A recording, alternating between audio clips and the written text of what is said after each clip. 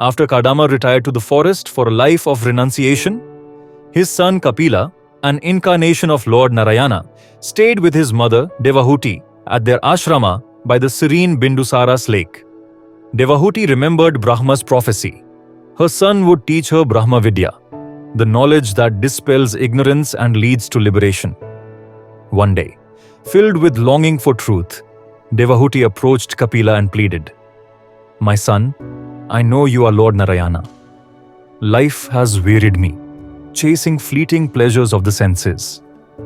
Grant me the knowledge to free myself from ignorance and lead me to salvation."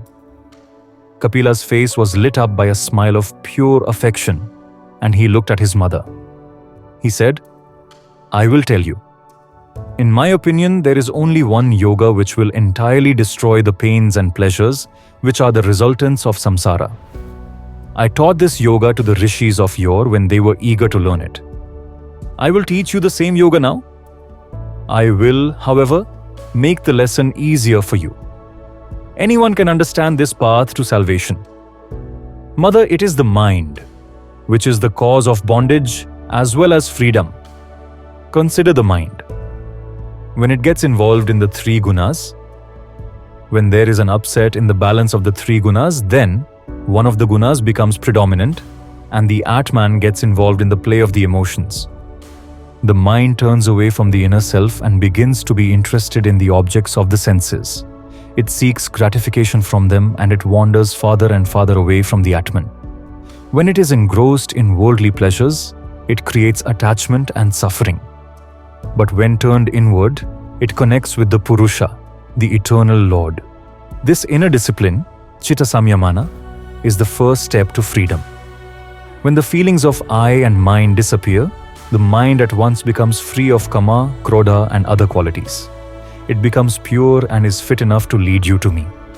The pleasures of the world and the pains will not affect it anymore.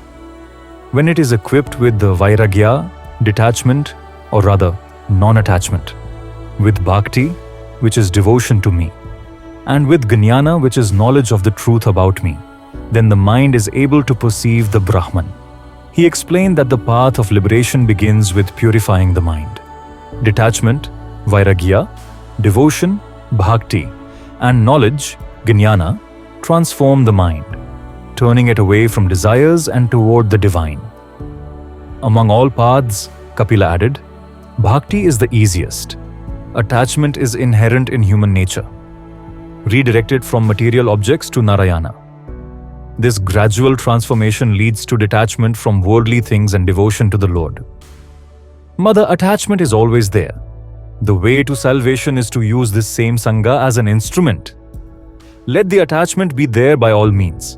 Only do not feed it with the usual sense objects. Change the object of desire, of attachment. You have been attached to the things of the world. Let the attachment remain, but make the object different. In place of the worldly objects, substitute Narayana. Attachment to Narayana makes the ties to other things snap. And the way is easy. This process of transferring the attachment from the lower to the higher will, naturally, be a gradual process. It is not possible to abandon the one and adopt the other all on a sudden. The mind will refuse to cooperate. The ultimate aim should be to be called a Mukta-Sanga. The best method of schooling the mind to follow this path is to have the company of sadhus.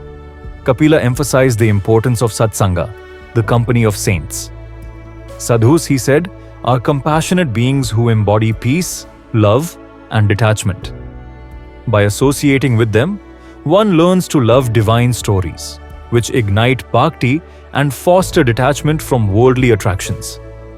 Devahuti asked, "How can someone as ignorant as I, unfamiliar with the Vedas, attain liberation?"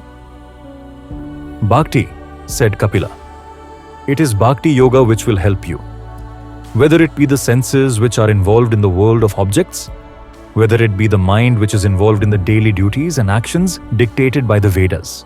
The only path which will free both of these from the particular fields in which they are engaged is a sincere and spontaneous desire for the attainment of salvation. This desire will be granted by an effortless devotion to Narayana. This devotion will burn away the bondage of karma and the bondage created by the senses, like the fire in the body, burns up the food which is eaten.